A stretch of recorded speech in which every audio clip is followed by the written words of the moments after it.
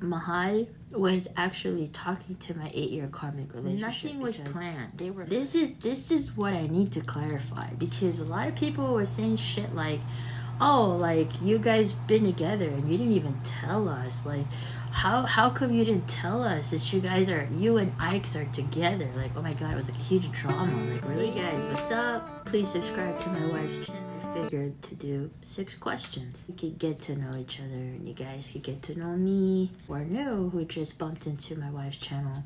This is gonna be a first time for everybody. I'm going to clarify what really happened 6 years ago. First question, how did we meet? We met at a Smule app. It's a singing app where you sing with people, or you sing solo, or you sing in a group, and you could choose to video record while you're singing. It's practically live. And at the time, Smule was like so popular. There was a lot of people downloading it, a lot of people there. It's a huge community of people who just love to sing.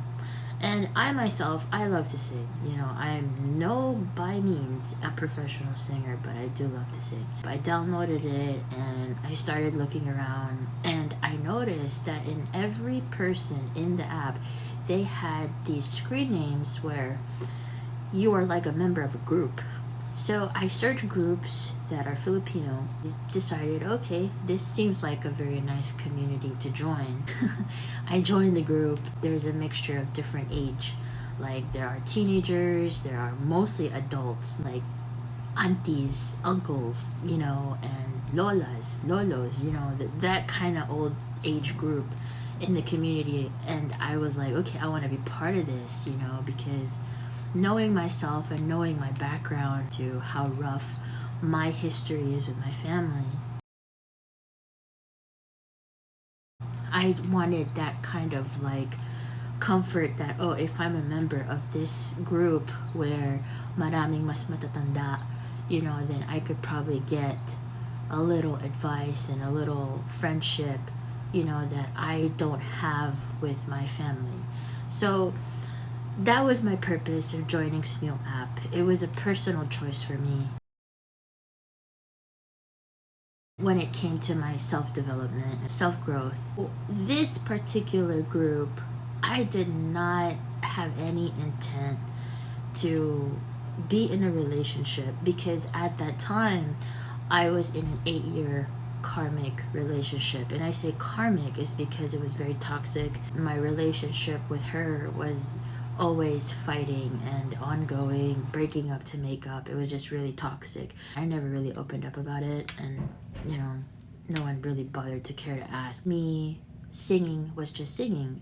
I had no intention of finding a girlfriend or cheating or anything, any of that sort, because for one, I'm not like that. And I know a lot of people will have a difficult time believing that, but really, it's not in me. I am not a cheater. I'm a very loyal person. To me, cheating is a choice. Therefore, if you make the right choices, then good karma will come to you. So that's my way of living, of how I look at life and how I base my decisions in making smart choices for myself. I decided to join this group, and Mahal was in that group, and she was in charge of the badges, of those making, like, you put your photo, and then that photo, it has the name of the group, and then you make it as your profile picture, and then you change your screen name into like the short version name of the group. So like, you're officially a member of the group. Introducing myself and getting to know everyone and making people laugh. They know me as Bunso, okay? It's kind of like the little kid in the family. I started to get to know everyone little by little. And of course, I needed my badge. So Mahal and we became friends, you know, through that, because she was in charge of members' badges and stuff, and designing their profile picture and etc. So, you know, we became friends, and then after a few months, we became best of friends. And the reason for that is because when you share important things in your life and you are vulnerable and open to that person, you have that full trust. When we became best of friends, that was a whole nother level. I think our relationship ended up going higher because at that time everything happened really bad for me. And I know a lot of people are not going to know this, and I know probably the new people who just came in here who are watching this video probably don't really care. So for the sake of clarity, I'm just going to say what really happened. At that time, me and my 8-year karmic relationship was really going really sour, really bad, you know. And I'm the type of person where if I could salvage the friendship, I would rather salvage the friendship. I don't want to ruin that as much as possible. I don't want to taint the 8 years that I have also invested in the relationship. Unfortunately, that was not the situation. The situation could not be resolved, and the situation could not be saved. So I decided to move. I decided to go far away. Now, for those of you who don't know, I was living in Las Vegas. I literally got a healthcare travel contract to another city, and Lord behold, my 8-year karmic relationship followed me there. So during this time, I was already in communication constantly with Mahal because we were BFF at the time, and she was the only person who I could lean on, the only person that, you know. And I know a lot of people are going to be like, oh my god, so she like planned it. No, she didn't. I'm gonna say this right now. Mahal was actually talking to my 8-year karmic relationship because they were friends. So if anything, nothing was planned. This is what I need to clarify, because a lot of people were saying shit like, oh, like, you guys been together and you didn't even tell us. Like, how come you didn't tell us that you and Ike's are together? Like, oh my god, it was like a huge drama. Like, really? I understand there are people who are concerned.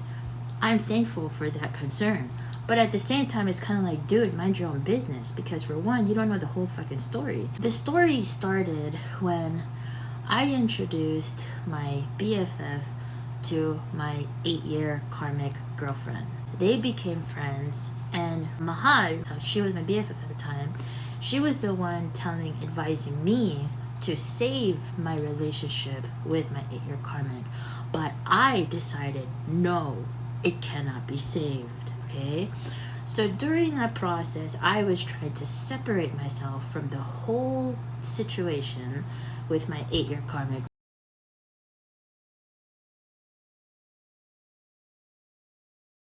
relationship. I was doing it in a very considerate, kind manner, in the best possible way that I can at the time. Because at that time also, I was going through a lot of family issues, okay?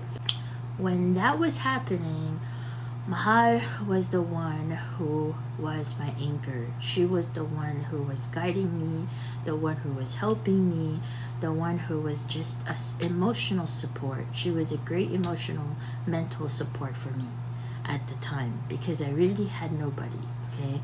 I was definitely not getting that from my 8 karmic relationship. Like, it was really toxic. A lot of people at the time was already seeing something that me and Mahal was not seeing. Because we were BFF, our focus had nothing to do with being more than that.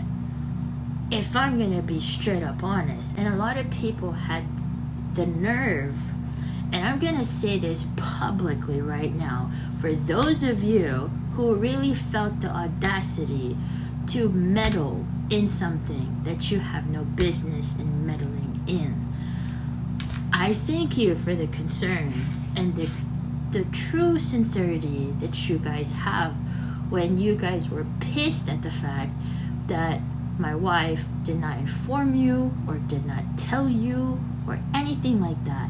I'm not apologetic about it, because for one, no one has the right to even meddle in our business. That's one. Two, we don't owe anybody an explanation. I don't care who you are. Three, the reason why I'm doing this is because, for the sake of clarity, that's mainly it for myself and for those who truly deserve to know. Let it out open, let everybody know this is what happened. We did not plan it. It was not planned. I was already separated from my 8 karmic relationship for a whole year. It was 1 year where I was single, okay? And me and Mahal were BFF, strictly BFF at the time. So really, she's not even what anybody would probably think as a... We did not even want to be more than friends. I'll put that out there right now. Okay? I didn't, most especially I didn't.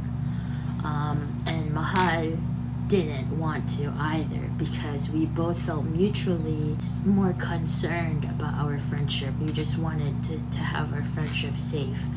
You know, to have that was more than enough for me. Well, there came a time where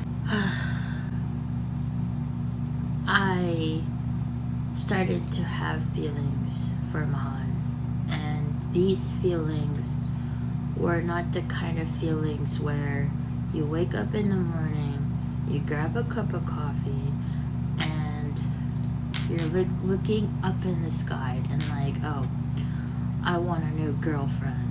I need to be in a relationship. I can't be alone. No. Hindi po yan naramdaman ko. That's not what I felt. There was a morning where I did not go to work. I literally called off. I called off work because I was bothered deep within me. I just had these feelings for her that I can't put in words until I listened to a song. Because I sing when I'm depressed, I sing when I'm sad, I sing when I'm happy. I'm not a professional singer, but I love to sing. So when I was scrolling down on Smeo and I was singing that day, this song came up, and it's titled The Closer I Get to You. And I was listening to it, and then I was singing it, and I'm like, oh my god, this is exactly how I feel. Like, this is really how I 100% feel. And I didn't know how to let Mahal know that. You know, I didn't want to make it obvious either, and I didn't want to say anything. I didn't know how to confront the situation. What I did was I did a cover of it. I sang it solo, recorded it live, and I messaged her and I sent it to her. Now, before I sent it to her, I had doubts. One, I wasn't sure how she's gonna take it. Two, I didn't want her to think that she's a rebound. And three, I wanted her to know that this is really hard for me. Like, this is not something that's easy for me to even open up about, okay? Because four, she's the only one in my life that I have, aside from my family, that's also toxic. So I don't have anybody else except her. I didn't want to lose that. So for me, taking a chance on something that was not sure was really hard for me, okay? That's why it got me so mad when I found out that her so-called friends, a few of them, were truly thinking things that was just wrong and saying things that was really inappropriate and things that are rude and things that are just judgmental. Like, it just broke my heart. At the time, I was mad because it was breaking me inside. Because these people, the few of these people I actually knew too, that I created a friendship with too. So yeah, it broke my heart, and that's why I was mad about it. Up till today, I can't say I'm mad about it, but I can say I lost trust with them, to be frank. I started to talk to myself. Should I do it? Should I not? The one thing that pushed me to make that decision to confess to Mahal was because that night before my confession, I had a dream. Like, you know what? Just do it. Just do it. If not, at least she knows. And if not, then hey, we'll still be best friends. Like, I'm not the kind to push anything. And I just felt like I needed to be true to my heart. I needed to be true to myself. So that morning, she's like, oh, BFF, kumain ka na ba? Did you eat already? And I said, oh no, I haven't. But I'm gonna send you something. Can you watch it? And then she's like, yeah, okay. She watched it. And yeah. I'll just keep that conversation between me and her that day that I confessed, because that's really personal and I'm not comfortable sharing that part. Like, not comfortable at all. The following day, drama happened because the so-called people who were concerned, ended up judging me because they felt like they knew me a lot. And I really didn't appreciate that. And I felt like I was being attacked. Like, honestly, I felt like I was being attacked behind my back. These people were like just saying to Mahal all these other things that were not true. And it's not like they really know who I am, and it's not like they know the situation that I was in to judge that. FYI, I know there's gonna be people who watch this video and probably be like, maybe a little uncomfortable and annoyed. Well, at least now you know how I felt. Let's put it that way. I just wanted to clear, because I was not even given an opportunity to let my voice be heard. So in this video, that's what I want, because I want it clear that those of you who judged me at a time that you had no right to judge me, and to judge the situation based on just you feeling that you were that important to meddle in something that you have no right to. Yeah, I'm still disappointed with your actions, but at the same time, I'm just gonna leave it at that. I'm not gonna, at least to me, I know who you are. I know now who you are. I don't need to know you more. Let's just put it like that. So the question here is, the fact that Mahal is my BFF. She's been there for me more than anything. She understands me without me having to explain what is in my heart. I don't have to try to figure out the right words to say. I don't have to stress or overthink anything. The moment that she looks at me, she just knows exactly how I feel. And that's such a great connection, because there are times in our life where we just don't want to talk. And 90% of the time when I'm stressed out or I'm filled with anxiety, I don't want to talk. Like, you're gonna see me quiet. I'm the type of person, when you hurt me, I'm quiet. I'm not the kind where, it's gonna take a lot in me to yell at you, to shout at you, to physically slap you. It's gonna take a lot. Like, you really, really messed up if that happened. But most of the time, I'm just quiet. I'm either quiet or I walk away. That's my reaction to anyone who hurts me. And when I feel anxiety, and when I feel down, or when I feel sad and stressed, Mahal, she knows, and ever since we were BFF, she knows how to comfort me. She knows how to calm me when I'm mad. She knows how to handle me. And to me, no one's ever done that. Even when I was a kid growing up, my parents had issues with me. And if anything, I was even portrayed as the rebellious But now realizing that I grew up in a narcissistic environment, I understand now better. Regardless of that, Mahal has always been my calm ocean.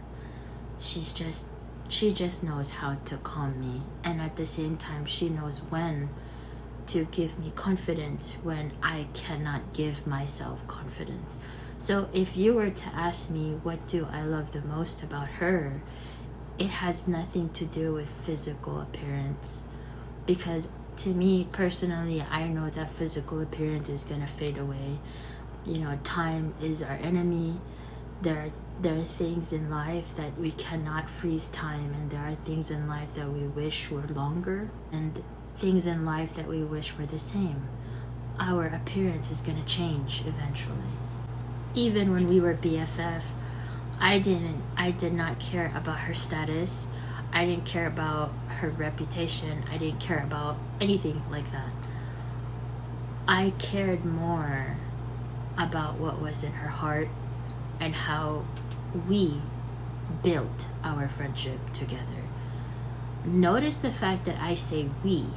It's me and her. It's not including everybody. Yeah, I was really hurt at the time, and that's why I'm saying it again, is because it really bothers me talking about it, because these are people that I really trusted too, that I thought would support me too, that I thought had my back too, but to find out they were the ones spreading rumors behind my back and judging me wrongly. Yeah. If the reason why I don't talk to you anymore, and the reason why I don't care about you anymore, is because of the fact you already showed me your true colors, to the point where if you can talk behind my back and you can spread all this judgmental opinion of your perception about me without me being present, without having the consideration for me to be present, that's disrespectful to me, and I don't take that kindly, and I don't like to be around people like that in general. I don't care. As for Mahal, she has such a good heart, and that's why I love the most about her, is because no matter if you're fake, no matter if you hurt her, no matter if you turn your back on her and backstab at her or say all this bad shit about her that's not true or whatever, she's still gonna keep you in her circle. That's how loving she is. But do not expect me to be the same. You show me your true colors and I don't like it. I'm not sticking around, and I'm not gonna have you in my circle. That's just not how it's gonna work. It's not gonna work like that. So anyway, that's what I love the most about my wife, my BFF. She's my heart.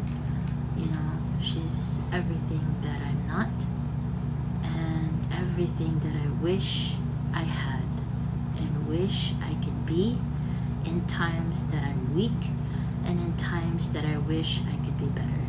She's my perfect mirror. That's what I love the most about her. Love to me is unconditional. Love to me is always giving, not about material things, because material things is easy to buy, easy to work hard for, easy to create, you know, to make and mold with your hands. Love to me is about emotion. It has a lot of heart, a lot of spirit, a lot of soul into your relationship. You put a lot of meaning, sentimental value, and you put a lot of thought into your relationship. It has nothing to do with material things. And a lot of people may not think that way, but for me, I think that way. That's what's in my heart. That's what I believe in. You know, it's just like drinking water, right? There's different brands of water. There's Costco brand, there's like this one, Ozark, you know, there's Fiji, the most expensive water, or Aquafina, like different kinds of brands of water, right? And each brand has a different price, right? But you know that you need water. It doesn't matter the brand. You just need water. So to me, that's how I look at love. It has nothing to do with what people try to, put a brand on, or try to make it look like it's romantic or look nice, or it's not something to impress. It's something that is, and it's something that you feel, and it's something that, once you feel it, you can't stop it because it's what you feel. And that's how I feel about Mahan. Like, my body needs water. I don't need to tell myself that I need water. I don't need to remind myself that I need to drink water. You just do. You wake up in the morning and you do, right? You look at a water bottle and you're like, I want to drink water. That's how I feel about Mahal. It's the kind of love where I do not need to think about it. I do not need to plan it. I do not need to entertain it. I do not feel any need of anything. And I do not feel like it's something that I want, like something I have to work hard for. No, it's already there. That's how I feel about Mahal. It's not gonna stop. It's already there. There's nothing I could do about it. And if anything, it's just how I feel. That's just it. The song that I confessed to her was The Closer I Get to You. The reason for that is because when you listen to the lyrics, it's about best friends. Have feelings for each other, but they just don't want to because they're afraid that they're gonna lose the friendship. And that is 100% exactly what happened, and 100% what we felt. That's why Mahal tends to cry when she listens to that song, because it does. It makes me cry a little bit, every time. It just reminds me the most scariest day of my life. And I know a lot of you are going to be like, oh my god, why is it scary? It was scary because of the fact that when you have only one person in your life that is your rock, is your strength, everything, like, you can't even depend on your family to give you that kind of support, and you only have one person who was your support. It's scary. It was really scary for me. And that's why, again, when the few people who were close to Mahal, and I considered close to me too, which was a mistake, after realizing that was a mistake, I had to be true to my heart, Yeah. And I understand they were concerned that probably Mahal would be a rebound or something, or this and that. No. Of course, it's just normal to think that way. Yeah, it's normal to think that way with the situation that was happening, right? Because I was in an 8-year karmic relationship, and then I had a crush. I fell head over heels with someone online that, honestly fooled me. I was a fool for a complete fool. You think that, yeah, maybe Mahal is just a rebound. Of course, that's what other people would think. But that's just because you don't know me. That's really it, And it still hurts me to this day, because there are people within that group that I thought knew me enough, Yeah. Anyway, life moves on.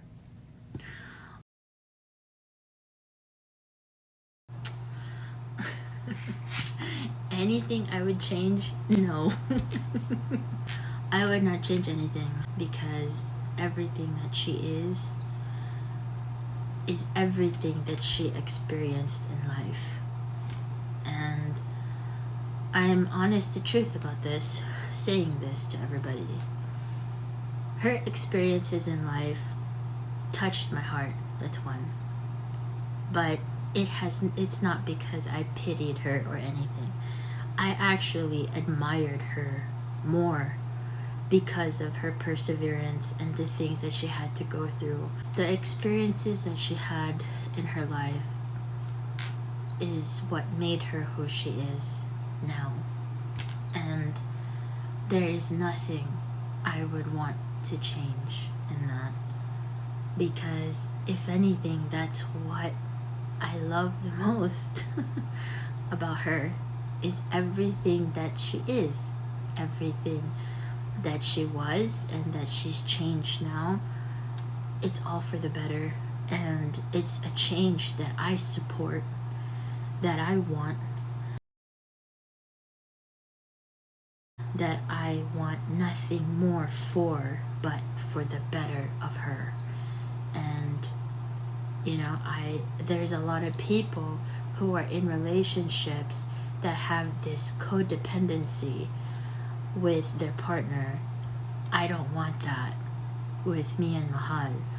Mahal is very much independent in her own decisions and choices that she makes in her life, just as me.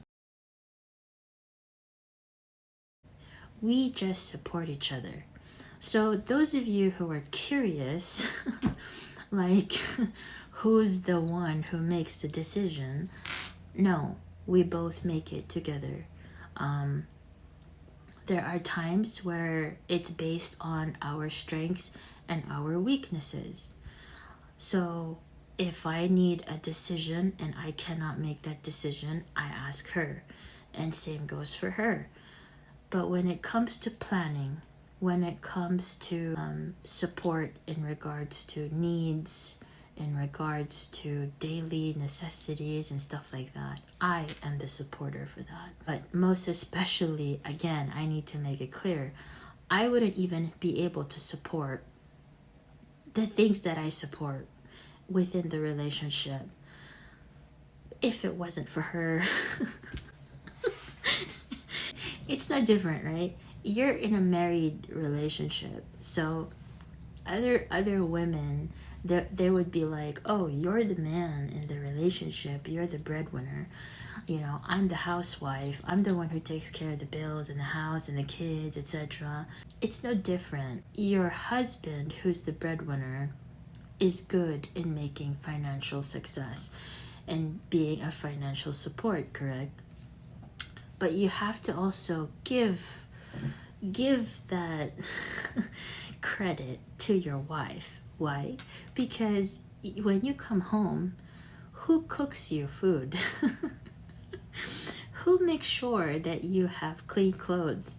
Who washes your clothes? Who does the things that make a man feel comfortable in his own skin, especially when he comes home and he's tired from work. So everything that I can support with financial needs and daily needs and anything to do with that, I am not taking full credit.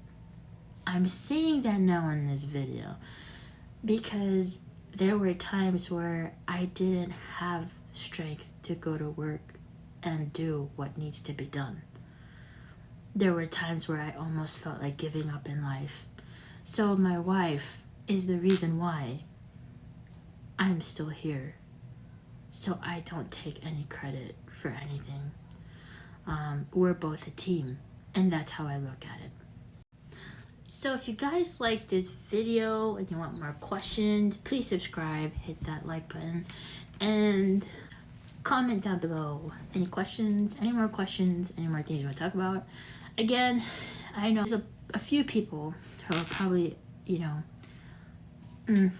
with everything that I said, especially with what I made clear and what happened really in the past 6 years.